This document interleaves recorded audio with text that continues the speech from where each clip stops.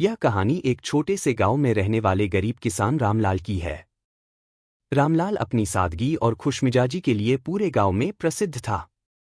लोग अक्सर कहते थे कि रामलाल की गरीबी और कठिनाइयों के बावजूद वह हमेशा मुस्कुराता रहता है। उसकी यह खुशी सबको हैरान कर देती थी।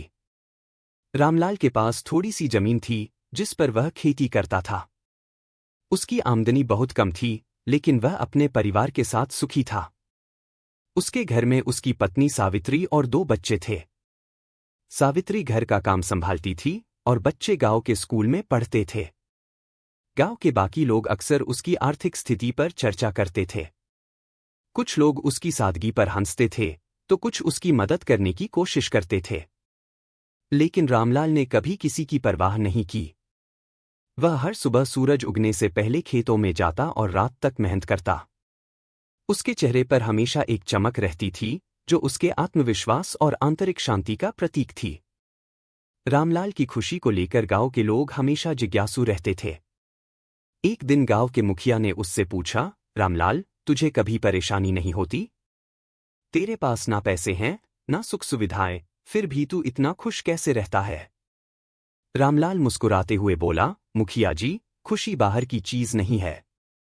यह तो हमारे मन के अंदर होती है। मैं जो कुछ भी करता हूं, दिल से करता हूं। मेरी जरूरतें कम हैं और मैं हमेशा इस बात के लिए शुक्रगुजार रहता हूं कि मेरे पास जो है वह पर्याप्त है। एक दिन उस राज्य के राजा ने सुना कि गांव में एक आदमी है जो हमेशा खुश रहता है। राजा को यह बात अजीब लगी। उन्होंने सोचा कि आखिर कैसे कोई इतना खुश हो सकता है जबकि उसके पास ना धन है ना वैभव। राजा ने रामलाल से मिलने का फैसला किया। वह साधारण वेश में रामलाल के घर पहुंचे। रामलाल ने राजा को नहीं पहचाना और उनका आदर सत्कार किया। राजा ने उसे कई सवाल पूछे। रामलाल ने हर सवाल का जवाब सरलता और सच्चाई से दिया। राजा ने अंत में कहा, रामलाल, मैं तुम्हारी खुशी का राज जानना चाहता हूं। क्या तुम मुझे बता सकते हो कि तुम हमेशा इतने संतुष्ट कैसे रहते हो? रामलाल ने मुस्कुराते हुए जवाब दिया, महाराज, मेरा जीवन सरल है। मैं मेहनत करता हूं, दूसरों की मदद करता हूं और भगवान का धन्यवाद करता हूं। मैं इस बात पर ध्यान नहीं देता कि मेरे पास क्या नहीं है, बल्कि इस पर ध्यान देता हूं कि मेरे पास क्या है। यही मेरी खुशी का रहस्य है। रामलाल की बातें सुनकर राजा बहुत प्रभावित हुए। उन्होंने अपने मंत्री को आदेश दिया कि वह रामलाल को इनाम के रूप में एक बड़ी धनराशि दे। लेकिन रामलाल ने वह धनराशि लेने से मना कर दिया। उसने कहा, महाराज, मुझे आपके इनाम की जरूरत नहीं है। मेरे पास जो है वही मेरे लिए पर्याप्त है। धन से खुशी नहीं खरीदी जा सकती। राजा ने रामलाल को प्रणाम किया और कहा, तुमने मुझे एक बहुत बड़ी शिक्षा दी है।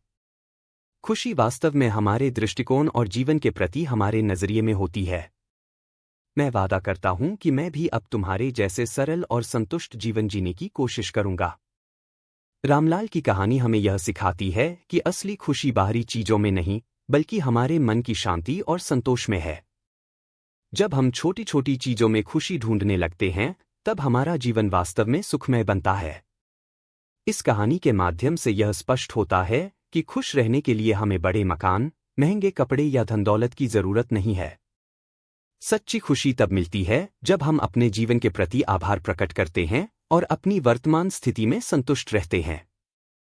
रामलाल जैसे साधारण आदमी की कहानी हमें याद दिलाती है कि जीवन का असली आनंद सरलता में है।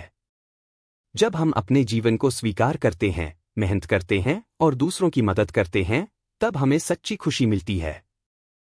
खुश रहने के लिए सबसे जरूरी है आंतरिक शांति और संतोष।